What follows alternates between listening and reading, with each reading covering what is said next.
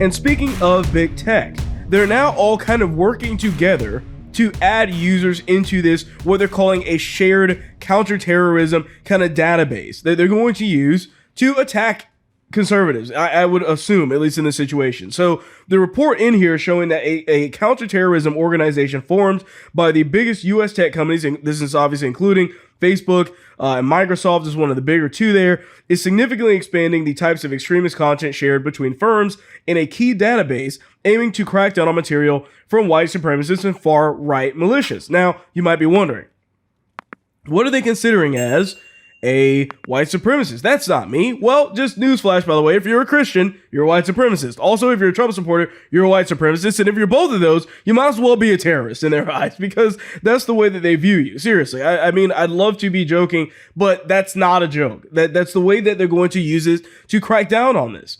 They're going to look and see whether you're a Christian, and they're going to automatically use that as a way to say that this person is a part of this regime or something else going on, because the real white supremacists, by the way, they basically don't exist. It's such a small group of people, it doesn't even really matter. Like, it doesn't matter.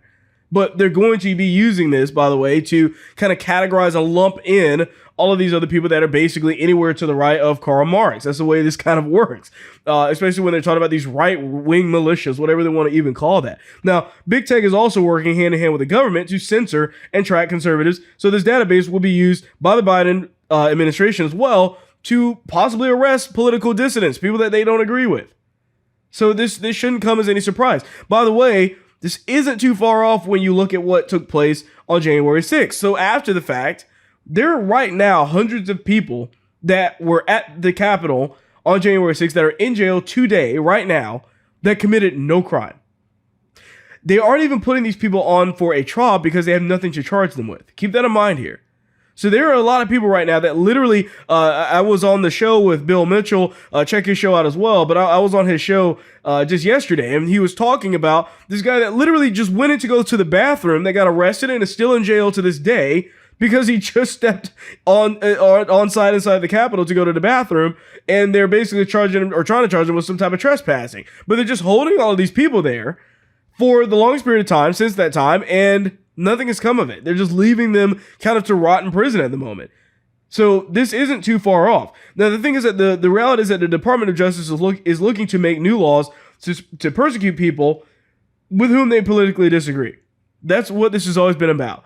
And they're calling it white supremacist, but that's not really what it's about. So big tech is now helping them to do that. That's really what you're seeing. They're working hand in hand. And in addition to big tech, payment sites are a part of this too, by the way. So PayPal recently announced that they are partnering with the ADL, or the Anti-Defamation League. And this is not a good combination.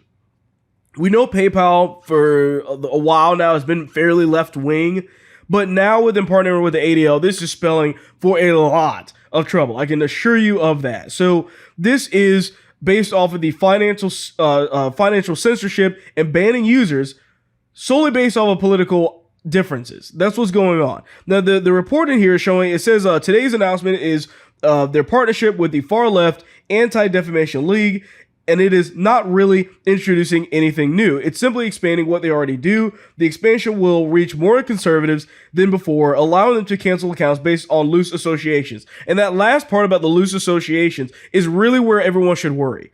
Because what they're saying is that they're like, hey, this guy either gave money to somebody that was running for Congress or whatever, that's a Republican, or just traded money with them, or received money from somebody like that, or whatever. They can literally use that association to say, you are banned. Or maybe they go further down the list. Maybe it's not even a direct contribution. Maybe it's somebody that you paid money to, somebody that happened to also then send some money to some person that's a conservative. And then boom, they can kind of use that as a way to censor and take away your ability to pay any money. And the problem is that PayPal is used everywhere. I use PayPal all the time.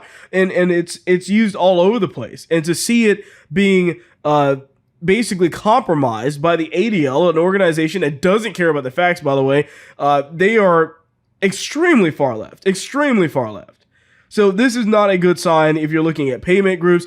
And really what kills me about all of this is that the left always told people, hey, you know what? If you guys don't like YouTube, build your own YouTube. If you don't like Twitter, build your own Twitter. If you don't like PayPal, build your own payment processor. Well, the problem is that every time that happens, it gets banned. They told us to build our own Facebook. They told us to build our own Twitter. We created Parler, and they took Parler down. Now Parler, besides them shooting themselves in the foot every second they get, is barely working at this point in time, and nobody's on the site anymore, really. So what are they supposed to do? Then Parler exists, and what do? They take away the web service. They take them off the app stores. So what are we supposed to do now? Okay, we'll build our own web service. Okay, so we've got our own web service now, but what do we do if they just take away the internet? Are we supposed to build that too? At what point do they stop? So I know it looks like or it sounds kind of like it could be a slippery slope, but that's kind of what has already happened. We've already been halfway down the slippery slope at this point, and this is just par for the course. So really, when we're talking about being an extremist, or if you think that you're not an extremist, think again, because they will somehow, in some way, in the future, deem you to be that way, because that's the way that the world is going at this point. They truly, truly do not care about the actual facts surrounding the situation. You just watched a clip from The William Hall Show. Please remember to like, share, and subscribe.